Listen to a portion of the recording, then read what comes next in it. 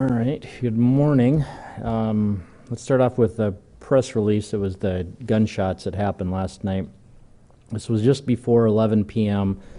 The shots took place in an apartment complex in the 4400 block of East 69th Street, which is near 69th Street and Bonson Avenue. Officers ended up figuring out where the gunshots came from. It was a third-floor apartment, and there were three guys in there. As they were trying to figure out what exactly took place, one of these guys had a warrant, and he was arrested for the warrant.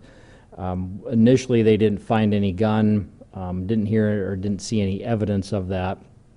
And so the other two guys were allowed to go back to the apartment.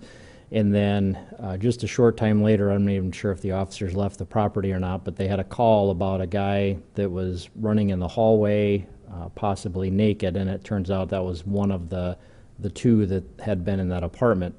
Officers found that guy, and once they were kind of piecing everything together, there were some people that heard this guy making a comment about getting his gun and shooting up the apartment complex.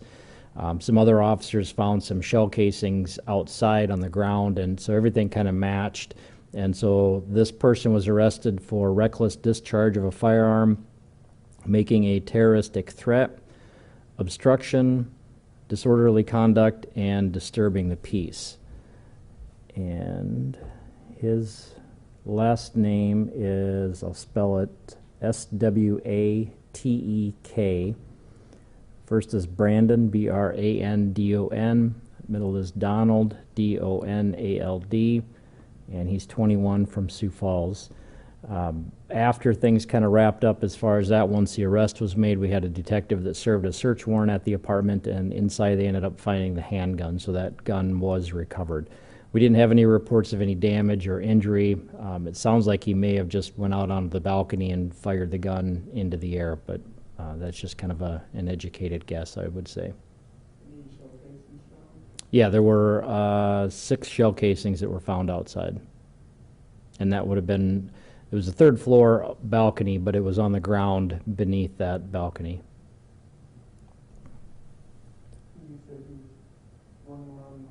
Well, that was one of the reports. He wasn't naked when the officers got there, but that was one of the reports that somebody had said that he was running around naked. That I don't know. Let me see.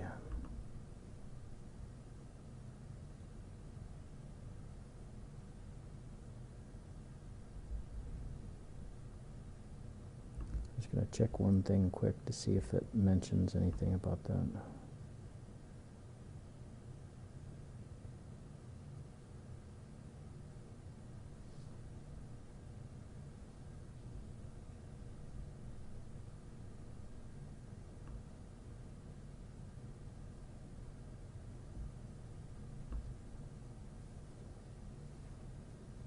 That I don't know. I don't see anything in the report if he was under the influence of anything or not. So the initial call came in was gunshots, but then the officers didn't really figure out who did anything until.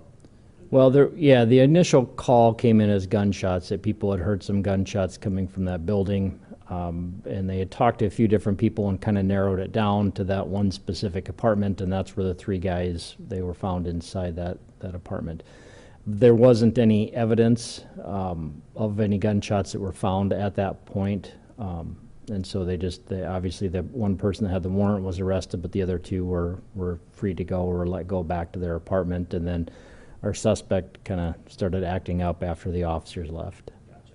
And that's when they ended up finding the shell casings, and then later on served a search warrant to find and found the gun. Gotcha. So how long was it from the initial call to when he was arrested? Let's see. I don't know if this has times or not, but so the initial call was at like 11 p.m.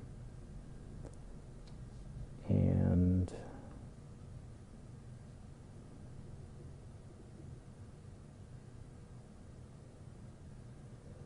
once they were done with, I guess, that first part of the call, they were called back at 1:45 a.m. Yep. And that was also when he was running around in the hallway. That's when he was making the comments about shooting up the building. So when they came back at 1:45, was it because people were saying, hey, there's this guy running around naked? Right, that was what the second call was for. And I'm not even sure, it was pretty close to about the time. That first part, it took a while because they narrowed down to the apartment and then they were trying to get the people inside that apartment to come out. Obviously, there was concerns about the gunshots, and so they were trying to do so safely. So it took a while before they opened it up. So it's not like, they were done in 10 minutes with that first call. That first call took quite a while, and then the officers were basically just leaving the property when that second call came in. You said the officers almost there the entire time. Yes, yeah, the officers were there probably about the whole entire time. And what were his charges again? The charges were making a terroristic threat, reckless discharge of a firearm, obstruction, disorderly conduct, and disturbing the peace.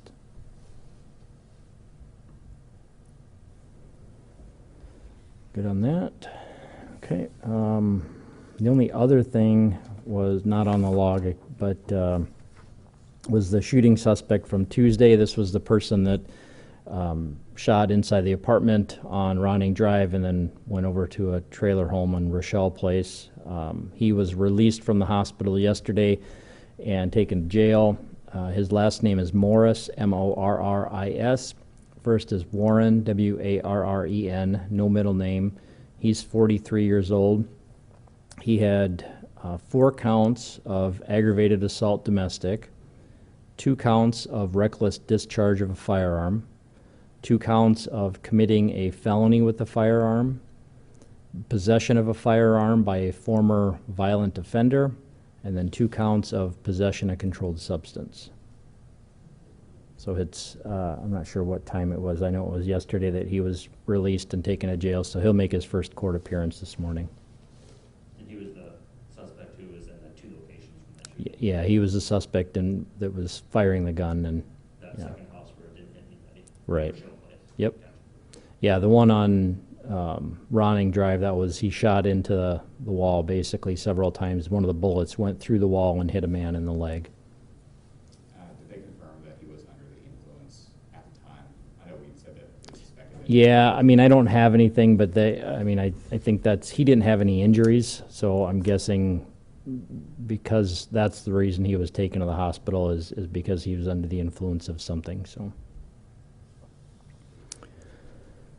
And that's kind of it. The other stuff on the log, sorry. Oh, he's from Sioux Falls? Yeah, it's from Sioux Falls, sorry. I missed that part.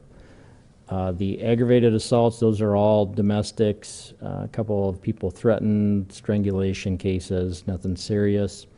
The burglaries, we had a couple of garages that were entered, tools taken from them. We did have 3 businesses that were all kind of in the same strip mall basically, that were entered. They're not sure if anything was taken yet, but it was obvious that somebody had been through them, so they're working on trying to figure out if anything was taken. Do you have a location on that? Yeah, that was it's on East 10th Street, the 2600 block of East 10th Street, which I think it's 10th and Blaine would be. Let me just double check here. I believe that's where it is.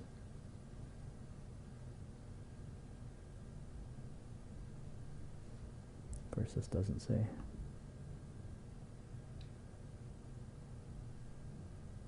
Yeah, 10th Street and Blaine Avenue is, it's right on the corner there. You said there was like a strip mall, but all. Well, there's businesses were there's like 2 buildings. One building has 2 businesses, and then the third one is not connected, but they're all right next to each other. But all 3 were entered. All 3 were entered, yep.